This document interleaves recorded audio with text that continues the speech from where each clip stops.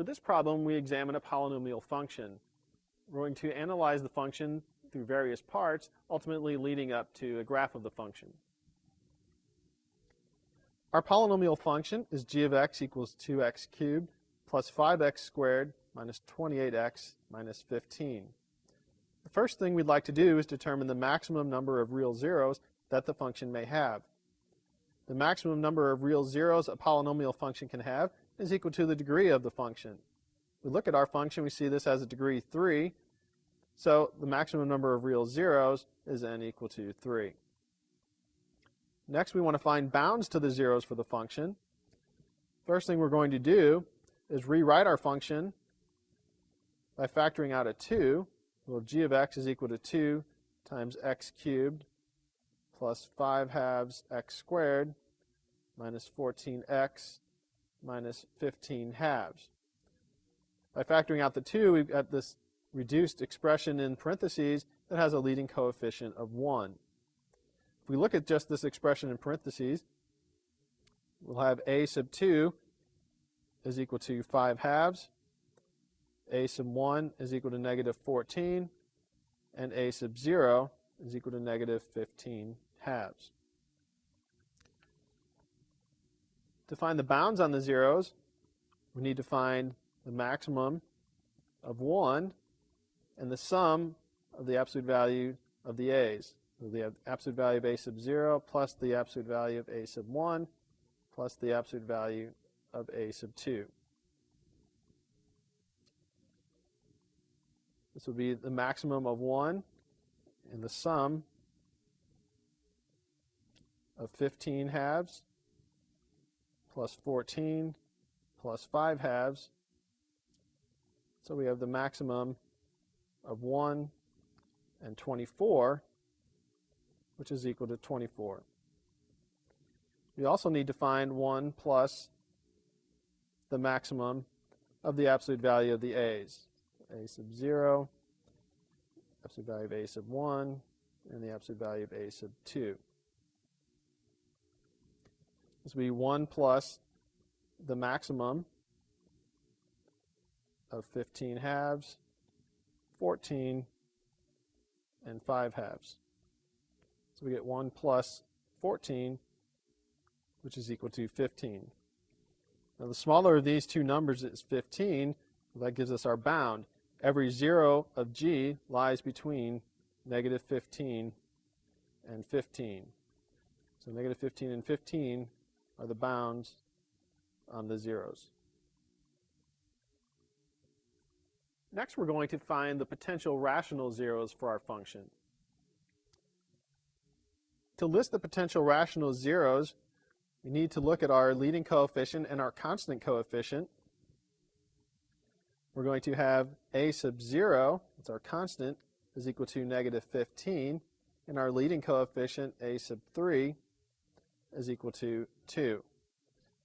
To find the potential rational zeros, we first find the values for p, the integers p, that are factors of a sub 0.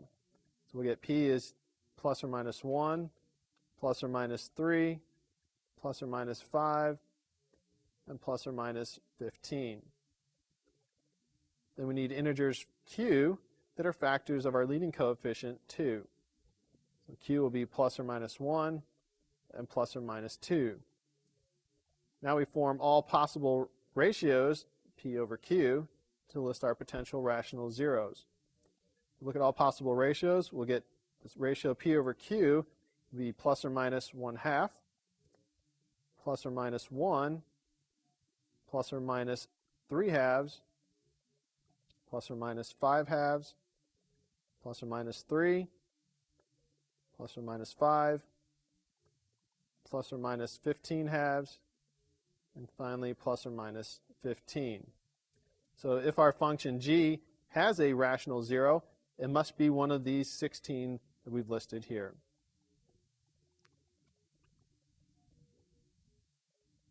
In part D, we're asked to determine the real zeros of g, and then factor g over the reals. We're going to use the fact that if g of r equals 0, then r is a 0 of g. So we're looking for values of r that will make our function equal to 0. If we get g of r equal to 0, we can use long division to reduce our polynomial and then start again on the reduced polynomial. We made in part C a list of potential rational zeros, so we can start with that list and look for some integers that might give us g equal to 0. For instance, we can start with g of 1. If we evaluate the function g at 1, we get negative 36. Since g of 1 is not equal to 0, 1 is not a 0 of the function. If we try our next integer, the next positive integer, g of 3, g of 3 will give us the value of 0. Since g of 3 equals 0, we know that r is equal to a 0. Now we're asked to determine all the real zeros for our function g. We want to determine the real zeros of g and then factor g over the reals. For this part, we're going to use the fact that if g of x is equal to 0, then x is a 0 of our function. In part C, we found a list of potential rational zeros. We can actually use that list of potential zeros and evaluate our function at each of those to see if we get 0. We're going to do that, but we want to do it methodically, but also the easiest possible way. So we'll start with integers. We'll actually start with the positive integers. So we'll do g of 1.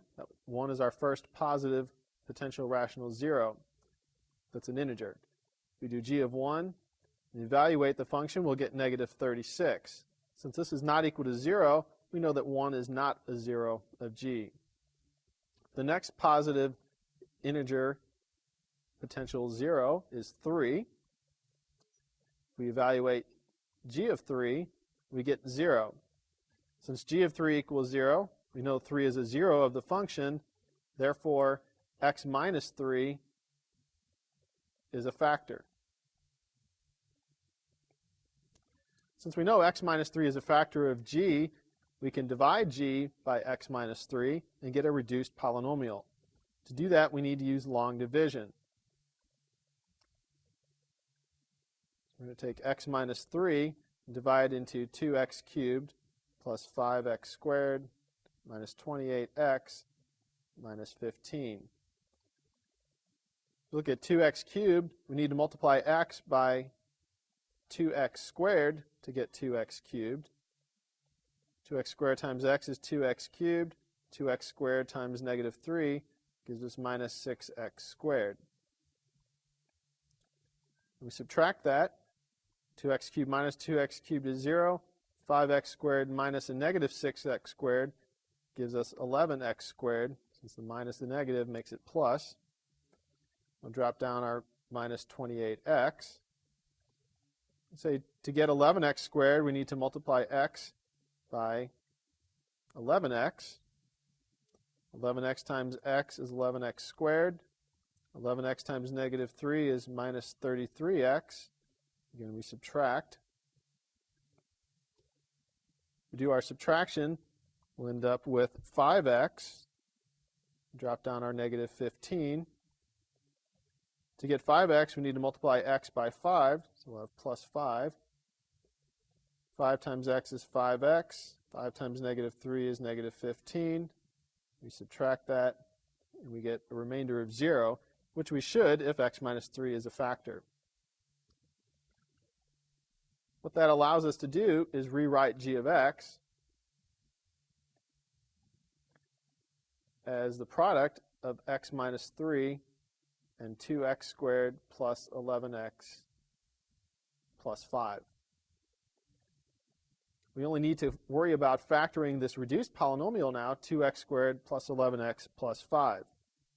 This is a quadratic, so we could try to factor that. We'll get x minus 3 times 2x plus 1 times x plus 5. So here we have our function g of x in factored form. To find the remaining zeros, set our last two factors equal to 0 and solve. We get 2x plus 1 equals 0. X plus 5 is equal to 0. So solving this equation, we get 2x equals negative 1, or x is negative 1/2. With this equation, we'll end up with x is equal to negative 5. Therefore, the zeros for our function are negative 5, negative 1/2, and 3. Now, if you notice, these are three rational zeros as well, and if we look back in Part C at our list of potential rational zeros, we'll see that each of these occurred in that list. Our function in completely factored form is then x minus 3 times 2x plus 1 times x plus 5. Now that we've found the zeros for our function, we're going to turn our focus to the intercepts. In Part E, we're asked to find the x and y intercepts of the graph of G. In the previous part, we found that the zeros of the function were negative 5, negative 1/2, and 3. We've also seen that x-intercepts and zeros are essentially the same thing, so our x-intercepts are negative 5, negative 1/2, and 3. To find the y-intercept, we need to evaluate g of 0. G of 0 is 2 times 0 cubed plus 5 times 0 squared minus 28 times 0 minus 15, which is just negative 15. So our x-intercepts are negative 5, negative 1/2, 3. Now our y-intercept is negative 15. If we want to write ordered pairs, the intercepts would be negative 5, 0, negative 1/2, 0, 3, 0, and 0, comma, negative 15.